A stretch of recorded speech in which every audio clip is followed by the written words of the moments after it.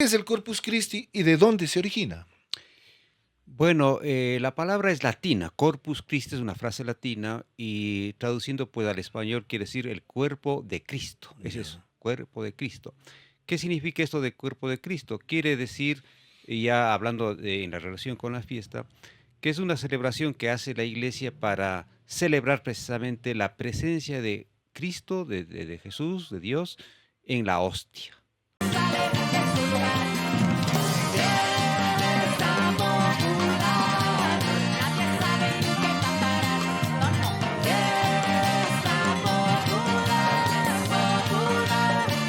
Buenos días, buenas tardes, buenas noches, amigos y amigas que nos siguen a través de las redes en esta nueva presentación de Fiesta Popular.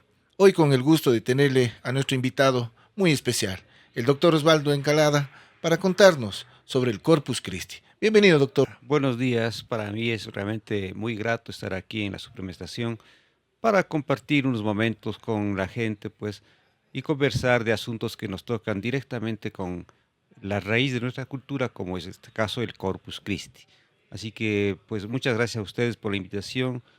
El doctor Osvaldo Encalada Vázquez es narrador, ensayista, erudito, filólogo, crítico literario y profesor universitario ecuatoriano, nacido en 1955. Es una de las figuras más destacadas de la intelectualidad ecuatoriana de finales del siglo XX y comienzos de la centuria siguiente. Entre sus ensayos críticos, estudios lingüísticos y trabajos de erudición más importantes, cabe citar los titulados Toponimias, presentado en el 2003, el cual es un monumental estudio, en 5 volúmenes, acerca del origen y la evolución de las denominaciones de los pueblos y ciudades de Ecuador, y en el mismo año presentó el Diccionario de Artesanías. También es autor de Modismos Cuencanos en 1990, y es una obra en la que, haciéndose eco del gracejo y el ingenio del pueblo llano, Osvaldo Encalada ofrece un inventario del argot de los distintos grupos sociales y profesionales de Cuenca. Tenemos el gusto de tenerle hoy al doctor Osvaldo Encalada para enseguida entrar en materia de lo que hoy venimos a conversar, el Corpus Christi. Doctor, ¿qué es el Corpus Christi y de dónde se origina? Bueno, la palabra es latina. Corpus Christi es una frase latina y traduciendo pues al español quiere decir el cuerpo de Cristo. Es eso, Ya. cuerpo de Cristo. ¿Qué significa esto de cuerpo de Cristo? Quiere decir, y ya hablando en la relación con la fiesta, que es una celebración que hace la iglesia para celebrar precisamente la presencia de Cristo, de Jesús, de Dios, en la hostia.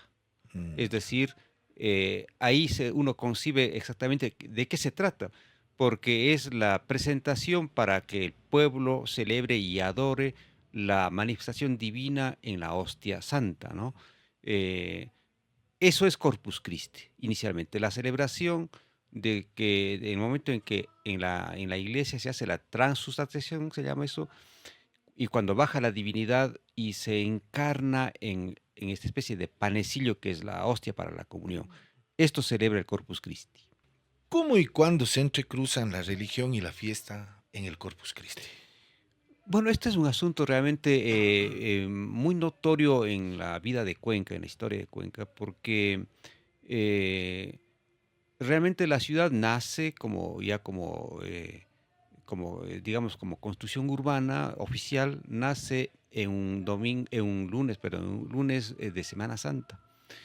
Es decir, este hecho, yo solo hablar de que este hecho provoca que más tarde toda la vida de la ciudad sea una especie de continuidad en la religiosidad. Claro, y hay otro asunto que permite pues solidificar esta opinión, y es que a los pocos días de fundada la ciudad, en uno de los primeros cabildos que se hacen en la ciudad, ya se habla de que está próxima la celebración del Corpus Christi, es decir, dentro del cabildo, que es el conjunto y la reunión de los regidores de la ciudad, se está hablando de un tema religioso, porque el cabildo es finalmente un asunto de administración de la ciudad, de dirección de la ciudad, de gobierno de la ciudad.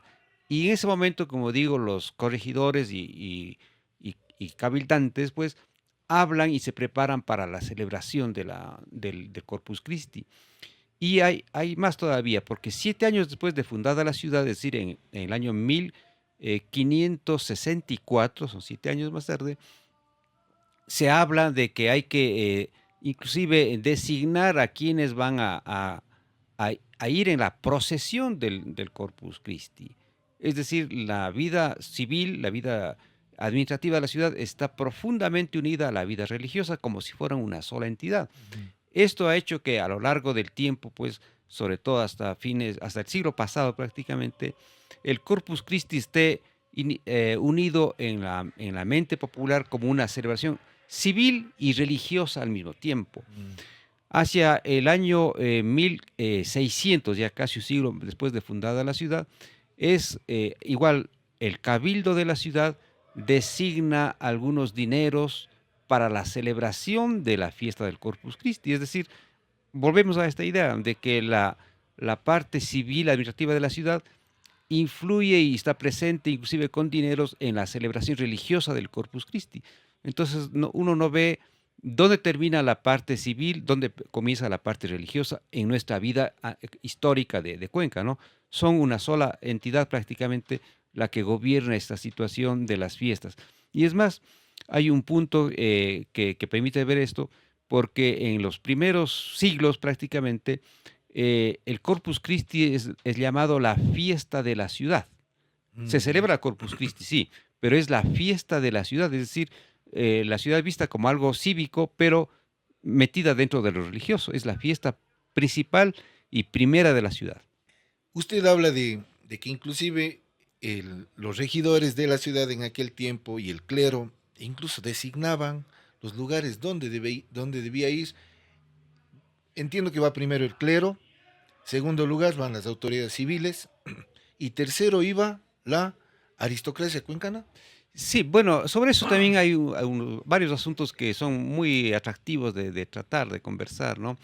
Porque la imagen, la hostia y el copón, donde va la hostia, claro, El el Santísimo, que decimos. Santísimo, claro, salen en procesión, pero hay un elemento que cubre al sacerdote y al copón y a la hostia, Santísimo, que es un palio, una especie de tela de honor y de respeto que cubre esto. Con los cuatro palos a Exactamente, los sí. costados. Pero el hecho fundamental es que, pregunto yo y se pregunta la ciudad en ese tiempo, ¿quién debe llevar los palios?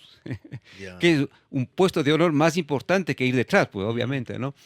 Entonces, los palios eran designados como de forma obligatoria para que fueran llevados por los regidores. Ya. Miren otra vez esta unión, el sacerdote al centro con el cáliz, el copón, la hostia, y prácticamente rodeado por los 4 regidores que estaban alrededor de él, pues, ¿no? Después de eso sí ya venía, digamos, el desfile de los otros miembros. Y ahí entraban, pues, las cofradías de artesanos, por ejemplo, y obviamente el clero y la aristocracia de Cuenca. Sobre eso también había que reglamentar y eso reglamentaba el cabildo otra vez, es decir, la parte civil entraba en la administración del desfile del Corpus Christi, ¿no? Porque no podía ir cualquiera, por ejemplo, el gremio de sastres no podía estar en primer lugar. Eso Mm. estaba reglamentado, ordenado para que no hubiera precisamente estas confrontaciones de celos de quién debe ir primero. Yo como gremio de esto quiero ir primero, ¿no? Entonces el cabildo reglamentaba para que no hubiera dificultades durante la La celebración procesión. y la procesión, ¿no es cierto? Insisto, el cabildo, que es asunto netamente civil, tenía que reglamentar también estos usos. Bien dice usted, o sea, se preparaban tanto para la fiesta de Cuenca, Ujú, es la fiesta de la ciudad. en verdad, bueno, la fiesta de la ciudad. Y por eso se me viene la otra pregunta, ¿cuál era la relación entre la Eucaristía y la estructura social de Cuenca? ¿Cómo se manifestaba dentro del contexto del Corpus Christi? Bueno, las clases sociales que es inevitable, pues, no se puede ocultar que hubo y que hay en Cuenca todavía, ahora menos, posiblemente menos visibles al menos, no tan marginantes, digamos, ¿no? Pero siempre hubo clases sociales, entonces, claro, en las celebraciones ya dentro de la iglesia, en primer lugar estaba la nobleza, el clero y la nobleza, digamos, porque al ser asunto religioso, pues el clero también debía estar ahí. Entonces estaba el clero, la nobleza de Cuenca, los funcionarios municipales y luego ya venían los gremios. Entonces siempre hubo una especie de segmentación del espacio y de la participación en la fiesta. Hablemos en la fiesta dentro de la iglesia. Porque una cosa diferente, muy diferente, es la participación fuera de la iglesia, que es un asunto que este rato está en auge, que es lo más conocido, porque si uno pregunta a la gente nueva de Cuenca, ¿qué es el Corpus? Va a decir la celebración que ocurre en el Parque Calderón, olvidándose ya de que hay antes en la iglesia otra celebración que es ya menos conocida, ¿no? Claro. Pero antes era al revés. Más importancia a la parte interior de la iglesia y luego y menos importancia. Pero claro, la historia, la tradición ha hecho que algunas cosas que ocurren dentro de la iglesia se trasladen afuera de la iglesia. De eso vamos a hablar en algún momento posiblemente. O sea, para que más o menos nuestros residentes se ubiquen, vamos a la catedral.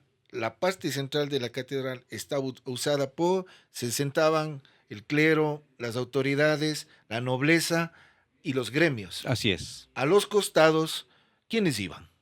Gente de la ciudad mismo, pero ya no catalogada ni como gremios, ni como,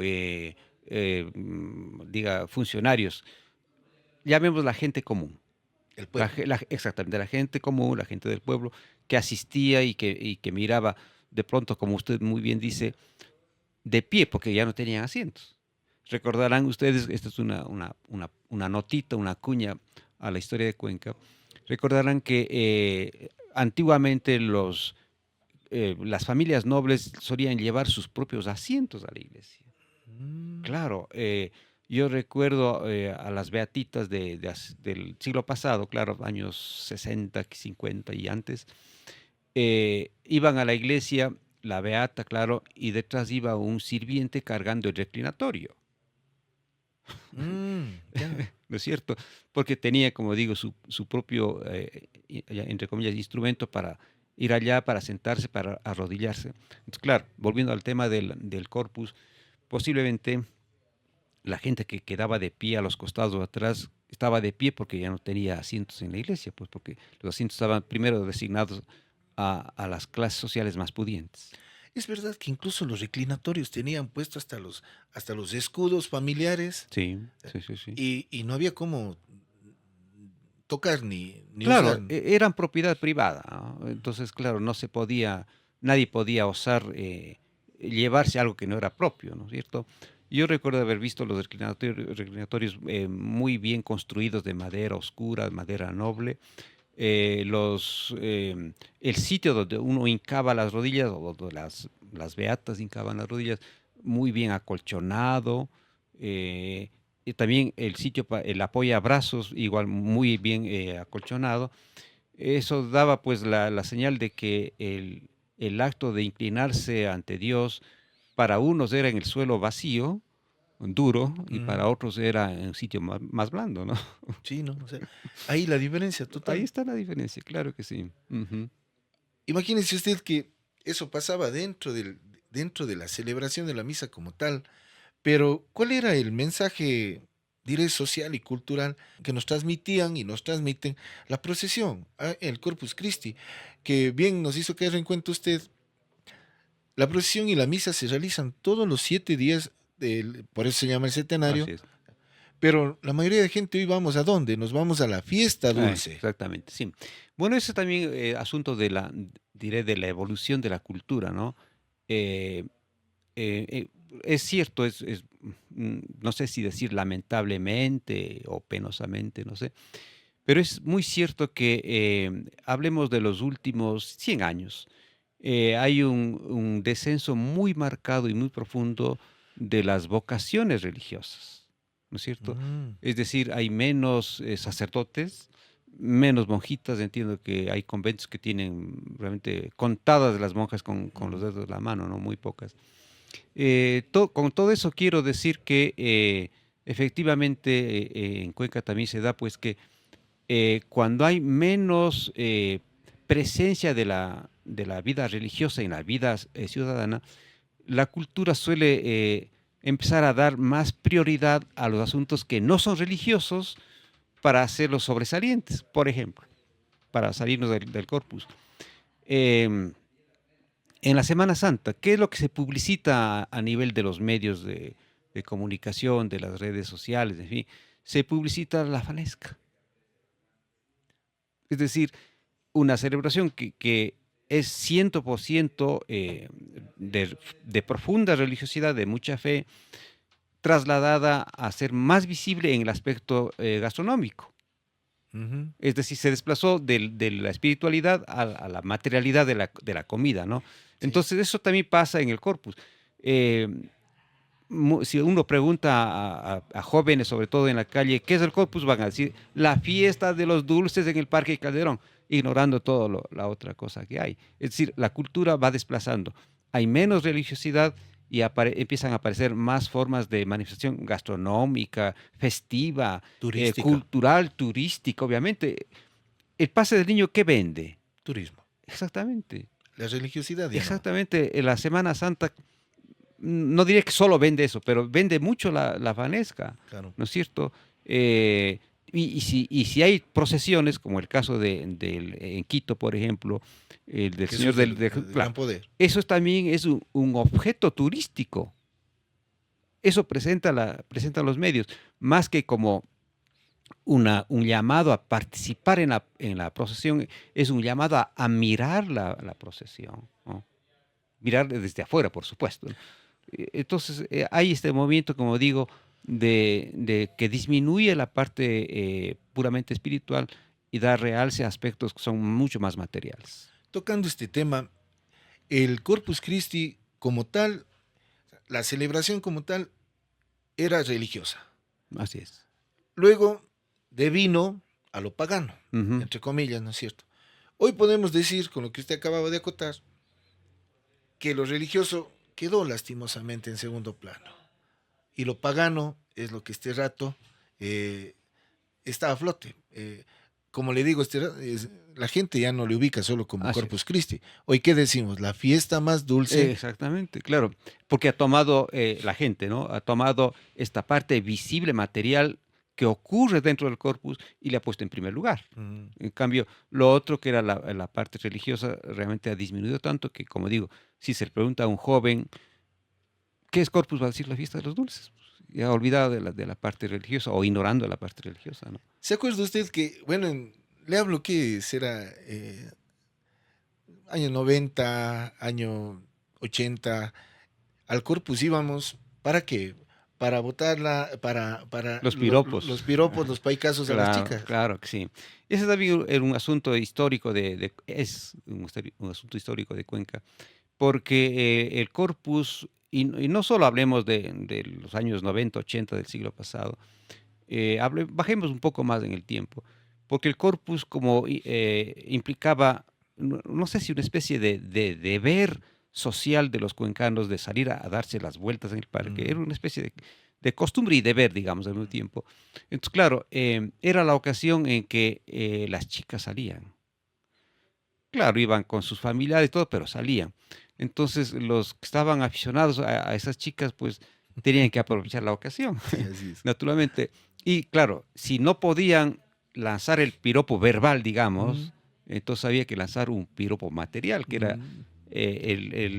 este proyectil de madera, perdón, de papel, De papel con la palquita hecha con elásticos, con elástico una palquita pequeña, y alambre. y alambre, claro, obviamente, lanzar generalmente a las piernas, Sí. porque las piernas iban descubiertas, ¿no? Entonces, Así. claro, esos eran los famosos piropos del centenario, típico y único de Cuenca. Lamentablemente vi un poco más tarde, quizás hace años 90, un poquito más adelante también, en que los proyectiles de papelito que uno mismo hacía habían empezado ya pues, a ser suplantados por piropos de metal, Sí. eso con alambre, cosas que desdice y decía mucho de la calidad esta de cortejo que había en el corpus, ¿no es cierto? Que se daba por la presencia de las chicas y todo eso. Esas cosas no son buenas, ciertamente, pero bueno, así ocurrió esta tradición. Ahora, a principios del siglo pasado, había otra forma de cortejar a las chicas y a las familias de las chicas. Esto cuenta Octavio Sarmiento, perdón. Y consistía en que, bueno, como ya había dulce ahí a la venta, pues, ¿no? Mm. Alrededor del parque, entonces los jovencitos que querían hacerse presentes y hacerse gratos con la chica y con los familiares de la chica, lo que hacían era comprar bandejas de dulces y mandar con alguien a ofrecer a los papás de la chica. Eh, Ya. otra forma de cortejar, ¿no? Que sí se hacía antes también. Claro, claro, sí. Entonces, em, de eso se pasó más tarde al simple piropo, como Claro. digo, pero son formas de cortejar porque ahí están presentes. Cualquier rato, pues, el cuencano o la cuencana salía a dar las vueltas en el centenario, a escuchar la banda, a ver quemar los castillos, soltar los cohetes, etcétera, ¿no? Dice la historia, según el documento de Salazar, que la celebración como tal de la que estamos hablando, diré así, puestas adentro, en la iglesia catedral de la Inmaculada, el pueblo no podía disfrutar del todo, porque no, bueno, por favor corríjame, estoy diciendo mal, no estaban invitados a formar Ujú. parte de esa celebración. O sea, el pueblo comenzó a buscar maneras de tener ellos su propia celebración. ¿Es verdad esa parte? Sí, en parte sí es verdad, porque recordemos que la iglesia de la Catedral de la Inmaculada empieza a ofrecer servicio religioso, creo que por fines de los años 60 del siglo pasado. Mitad del siglo, del siglo pasado, mediados Claro, del siglo más o pasado. menos, sí, Ya, más o menos, más o menos. Pero el Corpus estaba celebrándose siglos 300 años atrás, atrás, claro, pues entonces, claro. claro. Entonces, no era el espacio religioso, no era la catedral nueva que decimos ahora, sino Ya, la catedral vieja. ya. Ahí estaba. Mucho más. Claro, es un espacio reducidísimo, hermoso, pero Totalmente súper pequeño, reducido. claro. Entonces, claro, no podía caber el pueblo, digamos, y menos los indígenas, pues, obviamente, ¿no es cierto? Entonces, claro, estaba solamente una porción pequeña de la población y el resto se quedaba afuera. Pero ahí yo veo, aparte de eso que es cierto, veo otro asunto que implica, como diré, el traslado de lo que ocurre en el interior, como decía hace rato, hacia el espacio exterior. Em, si uno tiene en la mente, si es observador, en los castillos, por Ujú. ejemplo, en los castillos, de lo que yo he visto, en todos hay una custodia Es dibujada, ¿no es cierto? Está el en lo culme, alto, sí, sí, claro, al final. y el Espíritu Santo en la forma de las palomas. Ya, el castillo representa de alguna forma a la iglesia, Ah, ya. la catedral en este caso, y ahí está dibujada la custodia, que es el cáliz con la hostia, ¿no es cierto? Que representa, que es un símbolo de lo que está adentro. Es el Es, Santísimo como tal. exactamente eso, solo que ahora en el espacio popular, Ya, en la ya, calle. exactamente. Es muy visible eso. Es una representación de lo que estaba adentro, ahora está afuera. Y la hostia, eh, el panecillo, la hostia consagrada, donde está Jesús Santísimo, eh, cuando pasa al espacio exterior se convierte en uno de los dulces más típicos de Cuenca, los quesitos. Mire usted, la forma redonda, uno, está hecha con hostia Ya. y tiene un poco de dulce, eso es para los niños, para el pueblo, ¿cierto? Entonces, lo netamente religioso que ocurre con la comunión y con toda la misa, en lo que ocurre, digo, en el interior del espacio, se traslada afuera en forma de castillo, con sus insignias todavía, la paloma, el Espíritu Santo, la custodia, etcétera, y los quesitos que son la hostia. Ese dulce es representación típica, típica, típica del Corpus Christi. Los otros son accesorios y todo, pero lo principal es el quesito. Era, el pueblo disfrutaba de esa semejanza.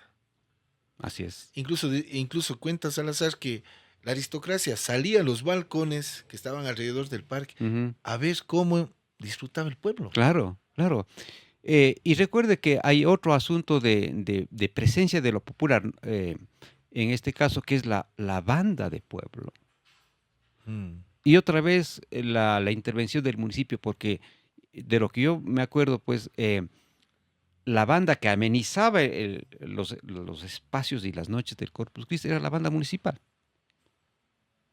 Es Ya. decir, lo civil ayudando a lo religioso, ¿no? Presente siempre ahí. En aquellos tiempos había un padrino para cada día. Así es.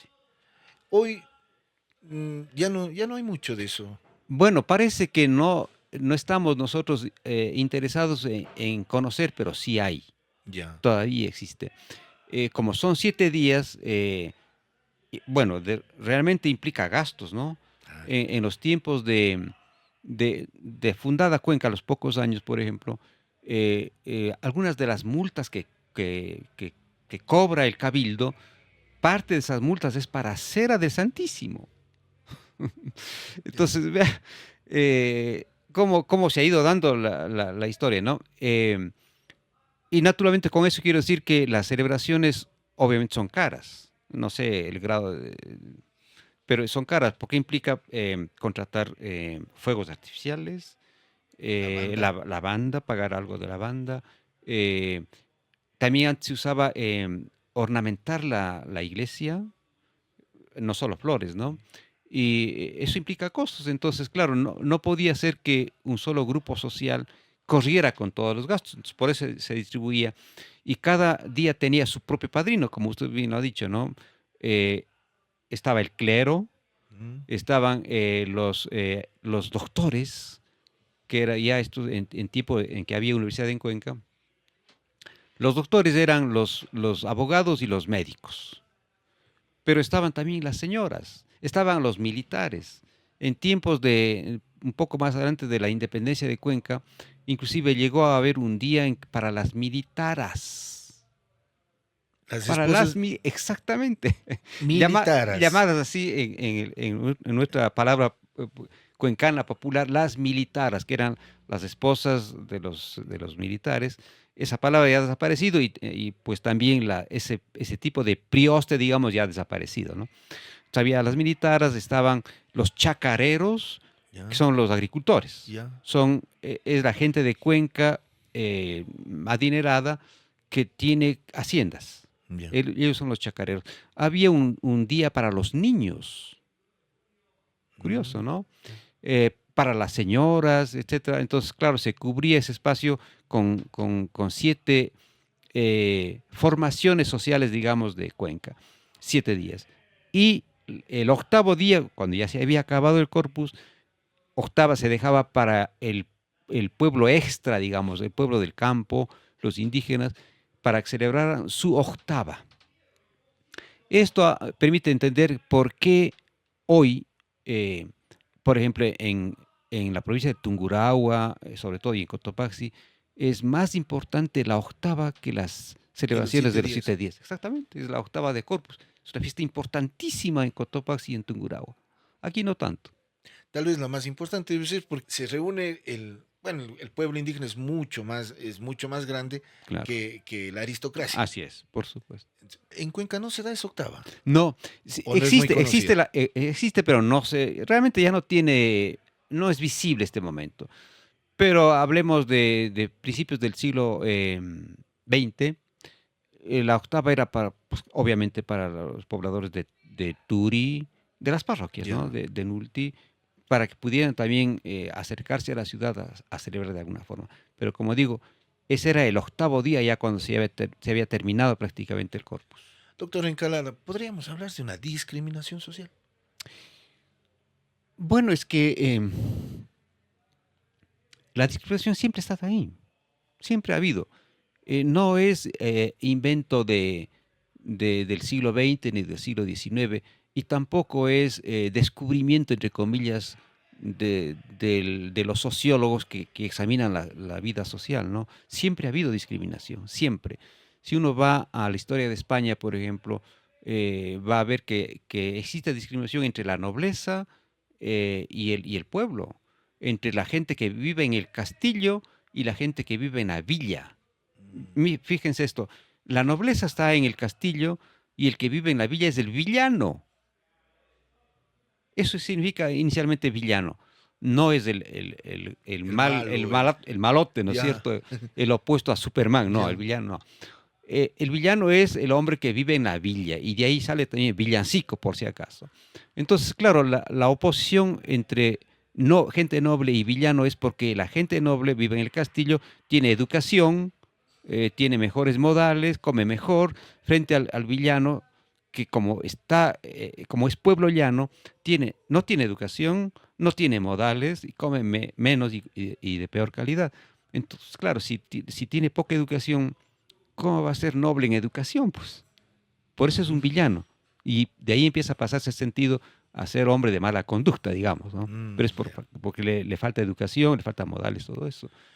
Si uno ve eso en la historia de España, eso mismo traen los españoles acá, pues. Los conquistadores vienen Claro. de la época de la España feudal, traen eso acá. Y se reproducen las diferencias de clase y las marginaciones, obviamente, se reproducen en la colonia americana. Eso es muy claro de ver. Ahí estaría bien dicho entonces, o uno dice que mal educado que eres.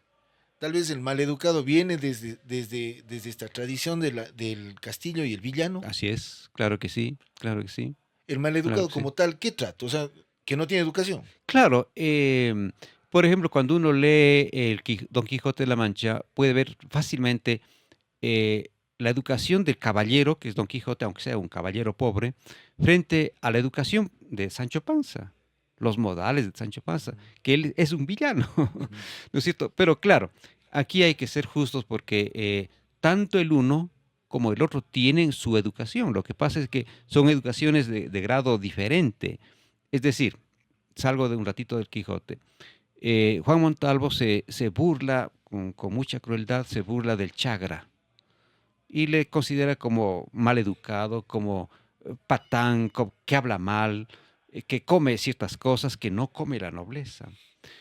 Pero tanto el uno como el otro, tanto el citadino educado en colegios, universidades, como el campesino sin educación, digo, tanto el uno como el otro tienen educación, tienen su cultura. Lo que pasa es que estamos juzgando con el punto de vista de la ciudad y de la cultura elitista de la universidad frente a la otra educación. Porque digo yo, si el chagra, si el campesino no, no tiene modales y no sabe usar los 4 o 6 elementos de los cubiertos de la De la mesa, mesa. ¿no es cierto? Porque no los ha usado, pues. Por eso no sabe usar. Pero si a este, entre comillas, bien educado ciudadano, se le pone en el campo para que vaya a ordeñar una vaca o poner la montura a un caballo, vamos a ver el desastre que pone, porque ahí este hombre de la ciudad es un ignorante respecto de la Así es. cultura del campo. Ujú, Entonces hay que juzgar las cosas desde su propia perspectiva, no total. desde el un lado en contra del otro, eso no. O sea que Corpus, ¿qué refleja dentro de la dinámica social y cultural de Cuenca? ¿Y qué le estamos mostrando a la sociedad ecuatoriana? Bueno, yo creo que hay muchas cosas que se pueden decir al respecto, ¿no? Creo que Cuenca con esta celebración, porque hay que decir Cuenca, no solamente la parte religiosa. Cuenca muestra esta profunda implicación de la vida, en la vida colectiva, de lo religioso y de lo civil. Aunque naturalmente la parte religiosa ha ido bajando el nivel de participación, pero sigue visible otras formas que están ahí presentes y que no son tan religiosas. Yo creo que eso es lo más importante de Cuenca, mostrar este carácter que viene desde los primeros días de fundada Cuenca, esta implicación entre la vida religiosa y la vida social, cívica, digamos, que sigue presente, que este momento sigue más fuerte, dando más énfasis a la parte gastronómica, a la parte cultural, turística, pero que se sigue manteniendo. Y eso me parece a mí es lo más importante, que se mantengan esas fuentes originarias de participación, estrato más popular ya, Sí. mucho más popular. Quizá si es que hay este rato nobleza en Cuenca, también salgan esta especie de nobles que yo dudo que haya. También salen, pero la convocatoria del corpus es al pueblo. Y eso a mí me parece sumamente positivo. ¿Será que seguimos con todo lo que usted comenta, el turismo, la parte de la fiesta como tal? Pero ¿Y los curuchupas que somos? Bueno, eh, volvemos al origen. Si uno quiere eh, explicarse en lo personal, en la vida personal o en la vida colectiva, tiene que ir al origen. ¿Dónde, en qué momento nace Cuenca? Nace un lunes santo, nace en Semana Santa. Una Semana Santa. Entonces, ¿qué otra cosa se puede esperar de alguien que nace en Semana Santa? Pues que sea religioso también, ¿no? Estoy forzando un poco las cosas, pero esa marca de nacimiento tiene una impronta que se mantiene en la ciudad de Cuenca. Y luego, como decía al principio, no sé si es en el segundo o tercer acto de cabildo que hay en Cuenca, se empieza a hablar de que hay que preparar la celebración de la fiesta de la ciudad, del Santísimo Sacramento del altar. Y dos detalles más sobre eso. eh, o quizá uno. En los mismos tiempos iniciales de los cabildos y de la vida, digamos, colonial de Cuenca, los cabildantes, y el alcalde y los corregidores, en fin de cuentas, deciden que al inicio de las actas de los cabildos, porque eso se lleva, con escribanos se hace un acta, al inicio, como encabezado de estas actas, se deba poner esto, ordena el cabildo. Alabado sea el Santísimo Sacramento. Así comienzan las actas. Toda acta iniciaba así. Toda acta iniciaba. Y esas mismas palabras después el pueblo las usó para saludar a la gente. El campesino hace 100 años, hace 80 años, no saludaba buenos días al patrón o cualquiera de la ciudad, ¿no? Ujú. Sino saludaba, alabado sea el Santísimo Sacramento. Es decir, había incorporado en su léxico esta forma de salutación que venía de la celebración religiosa impuesta por los regidores y alcaldes de ese tiempo. Mire, cómo calzan perfectamente lo uno y lo otro, ¿no? Y cómo influye la vida religiosa en la vida social, pública del día a día de los cuencanos. Yo conversaba con una persona que es constructora, los cueteros, ¿qué decimos? Ya, Hoy dicen pirotecnia. claro. Los cueteros, ellos hacen los castillos.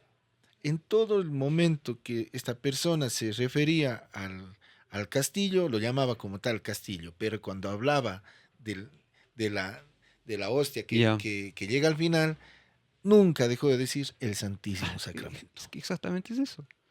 Solamente que hemos trasladado, como digo, hablemos en concreto, hemos trasladado figurativamente, claro, el altar mayor, donde está el cáliz, la hostia, hemos trasladado afuera al espacio público exterior bajo la representación del castillo. Ya.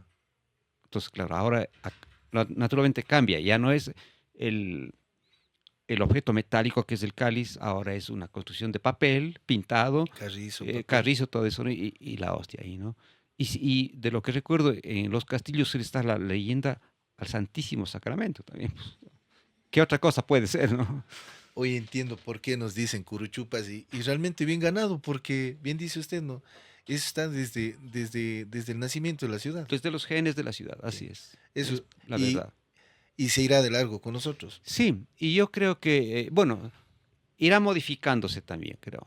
Porque hay un punto que yo suelo comentar con mucho gusto, y es que la vida espiritual, en este caso religiosa, que comienza, como digo, con el lunes santo, este rasgo espiritual de la vida cuencana no se explaya solo en lo religioso, se explaya también curiosamente en la vida artística, porque el arte no es pues netamente un asunto material. Ujú.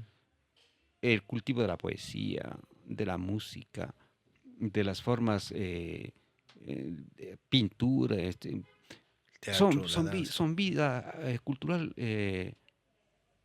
artística, claro, pero no son materiales, son vida espiritual de los cuencanos. Entonces, si no se explaya en forma de religión, se explaya en forma de arte, pero sigue siendo espiritualidad. Y hablamos de todo lo que sucedía dentro de la celebración, entiéndase, dentro de la iglesia. La banda de pueblo, ¿a qué reflejaba? Tal vez al coro que interpretaba la solemnidad de la misa. Por supuesto, la, una, una misa de tanta categoría, no podía estar no podía estar en esa misa ausente la música, el coro, ¿no? Y claro, toda iglesia y las catedrales mucho más tienen su coro construido, pues uno puede ver tanto en la catedral vieja como en la nueva, pues, hay una sección para el coro, para que haya música. Cuando nos trasladamos de la parte interior sagrada, digamos, al espacio exterior público, naturalmente los coros religiosos no pueden salir a cantar acá. Mm. Entonces, para eso está en su representación la banda de pueblo, ¿no? Que es maravilloso. Realmente que la fiesta como tal es, sin, sin más ni más, es creo que aparte de un momento para compartir en familia, porque eso también es el Corpus, o sea, es un espectáculo sin Así igual. es. No, no, Ya. en Cuenca no existe otra celebración, de Cuenca. En el Ecuador no existe otra celebración de estas características, ¿no? Y una cuñita que quiero poner aquí. Y así como la gran cantidad de dulces convoca a la gente, también esos dulces convocan a las abejas. También ahora, desde hace unos 20, 25, quizá 30 años, el Corpus es fiesta de abejas también. Sí, una doble fiesta. Así es. Ujú. Incluso los cuencanos hemos perdido el miedo a las abejas porque nos acercamos a Sí, sí, sí. comprar, extendemos la mano, Claro. escogemos y las abejas están Sí, rondándonos. sí, sí, sí, están ellas también aprovechando, liban un poquito del dulce, sin conflicto, nadie se agrede ahí. Sí, de verdad, ¿no? Así es. La fiesta de las abejas, Claro que sí. cómo ha ido cambiando el tiempo. ¿Qué historias o leyendas que están asociadas al Corpus Christi te recuerdan? Bueno, hay anécdotas sobre todo que no, yo no viví, pero que cuentan, ¿no? El mismo Octavio Sarmiento, igual a principios del siglo XX, eh, em, se celebraba la misa en el interior de la catedral y cuando empezaban a salir las personas, sobre todo las mujeres, yo creo que únicamente las mujeres, ellas solían llevar botellitas de perfume. Entonces,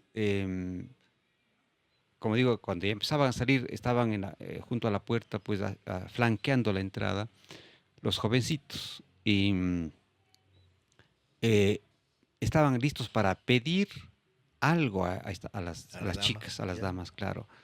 Y era una forma de, otra vez del cortejo, pero era una forma también de corresponder o de dar buenas esperanzas al cortejante, ¿no?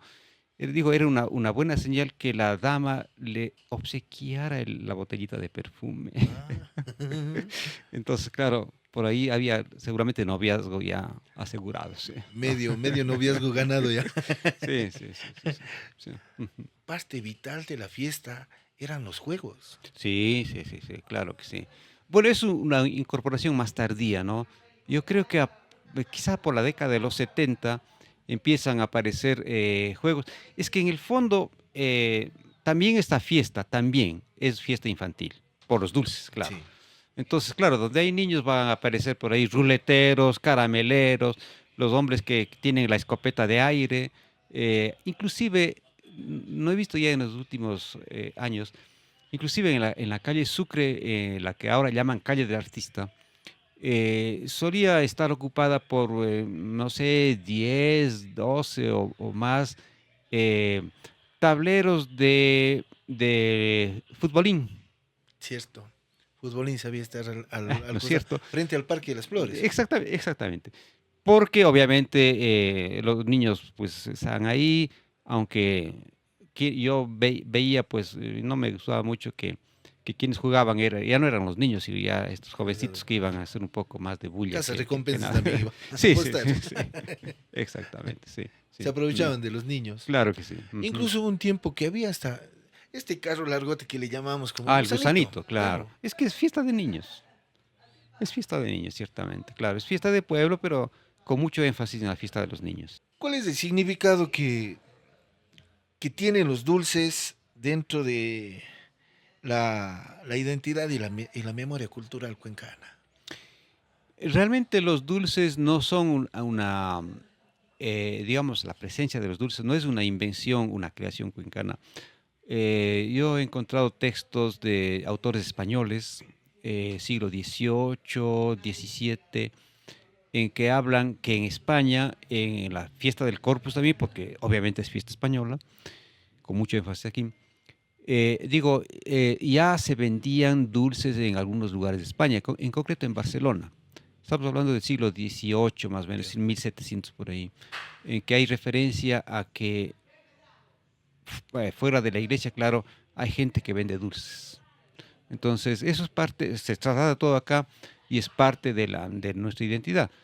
Porque en los primeros tiempos de fundación de Cuenca, y hay la celebración, las misas, claro, las 7 misas, hay la procesión y todo eso, pero no se habla de dulces. Se habla de cohetes, claro, Sí. y castillos, todo eso, pero no se habla de dulces. Eso poco a poco fue incorporándose para la celebración y este rato es lo más importante, ¿no? Doctor, dice Salazar que el pueblo ya puso el castillo, el pueblo puso la banda, pero nos faltaba la parte que usted hace un momento indicaba, el quesito. Ujú, ujú. Entonces, por decirle, a ver, ¿quién nos quiere dar una mano que nos ayude con los dulces, que venda? ¿Era así o viene desde la tradición de española? No, eso es, es creación cuencana. Ese y otros dulces, pero también hay la parte que viene de España. Por ejemplo, los huevitos de faltriquera, ¿Yo? hablemos como nombre, eso es español. Porque, bueno, la palabra huevo, huevito es española, naturalmente. Faldriquera, que estoy seguro que muchas personas no conocen, faldriquera es un bolsillo. Mm, Faldriquera significa un bolsillo. Entonces, son los huevitos que uno puede poner en el bolsillo porque son pequeños, ¿no? claro. Pero la materia con que está hecha el huevito es otra cosa. Esa es netamente de nuestra zona.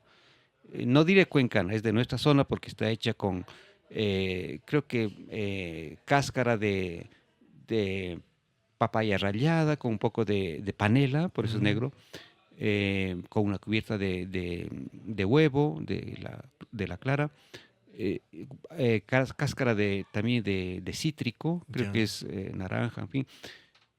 Esos ingredientes son incorporación nuestra. Entonces, aparte de los quesitos y los huevos de faldriquera como nombre, tenemos las muy conocidas pucañauis. Primero el nombre ya es quichua. Ya. Puca es rojo y ñaui es ojo y cara también. Entonces, cuando decimos pucañaui estamos refiriéndonos a una cara roja. Roja. ¿Qué es la pucañaui? Es una especie de galletita redonda hecha con harina de maíz Ya. y en el centro lleva una porcioncita de mermelada roja. Miren ustedes, el nombre es quichua, pucañaui, cara colorada. Los ingredientes son andinos, por lo menos americanos, porque Maíz. es maíz, Ya. ¿no es cierto? El dulcecito no sé de qué se ha hecho, de pronto es coloreado con agua de ataco, también no sé, no he investigado eso. Pero entonces, a la herencia que vino de España con ciertos dulces y con nombres, eh, hemos incorporado, o la cultura de Cuenca ha incorporado, otros ingredientes, otros dulces y otros nombres, para que esto sea más completo. Las roscas enconfitadas y las roscas de yema, que son deliciosas, duras, pero deliciosas, ¿no es cierto? Claro. La cultura no puede estar inmóvil. Entonces ha crecido, ha ampliado su espectro de oferta y ahora hay cocadas de todas clases, ¿no?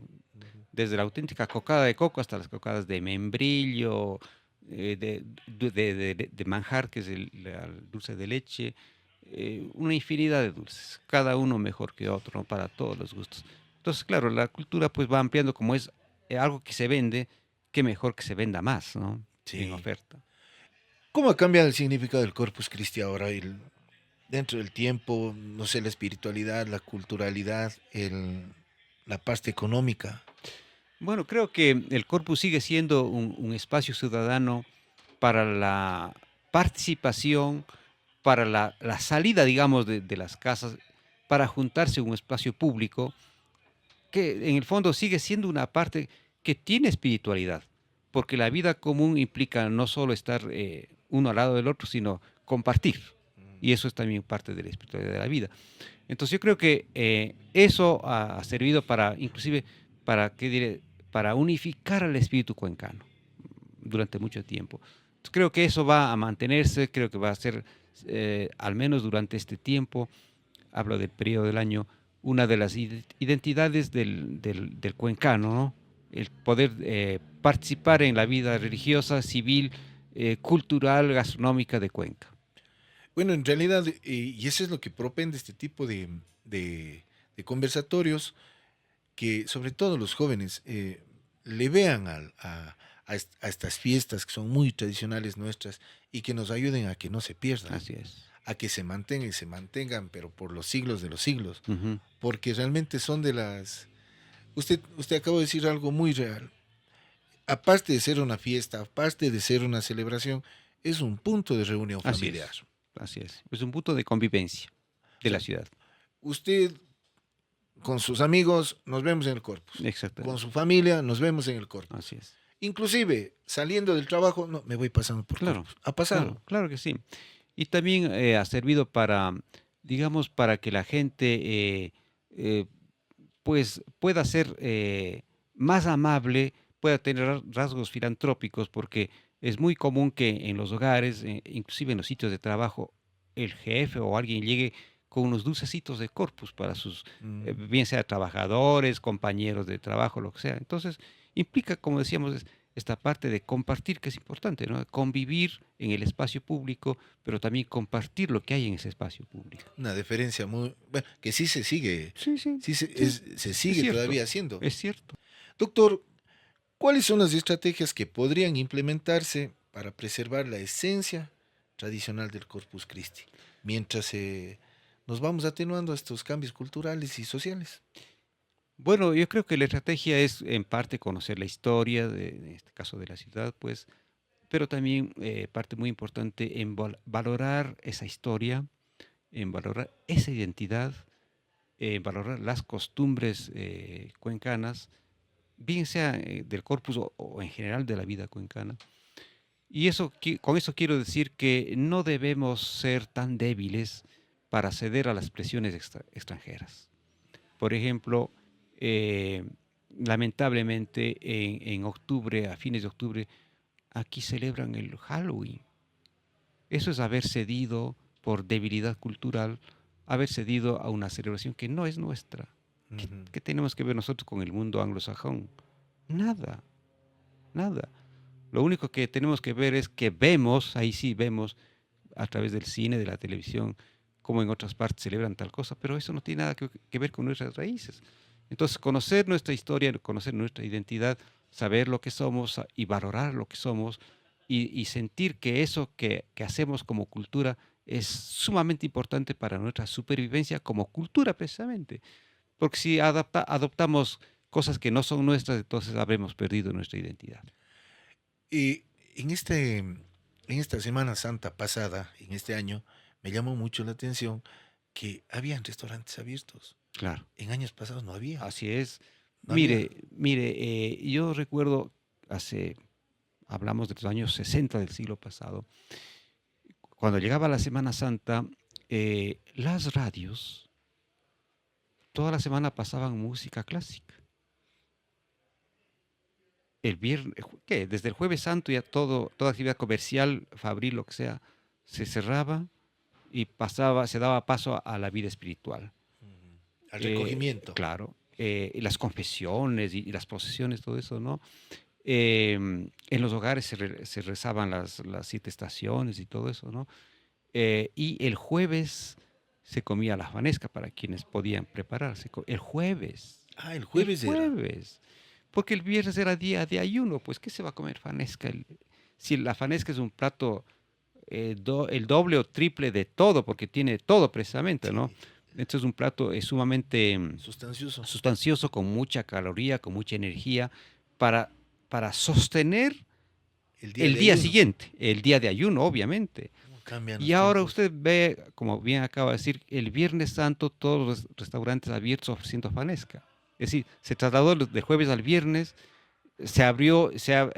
abre el comercio, no sé si la banca, muchos comercios están abiertos porque es oportunidad de vender también. Se Mm. desplaza, como decíamos, de lo religioso hacia lo mundano, entre comillas, porque es lo que da dinero, ¿no? Eso no sé si sea un progreso, no quiero meterme en ese punto, pero implica un movimiento cultural que a veces desdibuja las cosas de como eran originalmente. ¿Cuál es el mensaje de valor que nos puede dejar usted, mi doctor? Yo creo que hay que ser orgullosos, en el buen sentido, claro, porque hay un orgullo malo, ¿no? Pero ser orgullosos de lo que somos, de lo que hacemos, de cómo hablamos, de nuestras prácticas diarias, orgullosos de eso, orgullosos de que tenemos una identidad única en el país y fuera del país también. Y orgullosos como para mantener eso. Yo creo que eso debe ser la gente. Si es que yo puedo dar un mensaje, es que sean orgullosos. Orgullosos de tener corpus, de tener el pase del niño, de tener ciertas comidas, de hablar de cierta forma, con cierto cantado, con ciertas palabras, porque eso finalmente les hace únicos a los cuencanos. Nosotros como ciudad no somos cualquier ciudad. Por eso el turismo viene acá. No somos cualquier ciudad, no somos cualquier pueblo sin historia. Tenemos 400 años y más de historia colonial, de historia republicana, que ha ido forjando un rostro a la ciudad y un carácter a sus ciudadanos. Eso hay que mantener. Si es que hay un consejo en todo esto, un mensaje, yo creo que eso, ser orgullosos, profundamente orgullosos y valorar lo que somos, lo que tenemos y lo que hacemos y hasta cómo hablamos. Hoy estamos haciendo historia con este tipo de pláticas, con estas entrevistas, que esperemos poder contar con usted porque nos enriquecen, nos ayudan, nos abren los ojos a situaciones, entre comillas, pequeñas, pero que vivimos el día a día. Sí, hay cosas muy significativas en todo. Y cuando uno estudia, investiga, trabaja, descubre que esas pequeñas cosas tienen enorme significado en la cultura. Entonces, haber conversado de la convivencia, de esta implicación entre lo cívico y lo religioso en la ciudad de Cuenca, que es lo que usted decía, el carácter curuchupa, ¿no? Pero, claro, bien dicho. La parte tradicional, también hemos hablado de la marginación, que es un hecho real, no se puede negar eso, ¿no?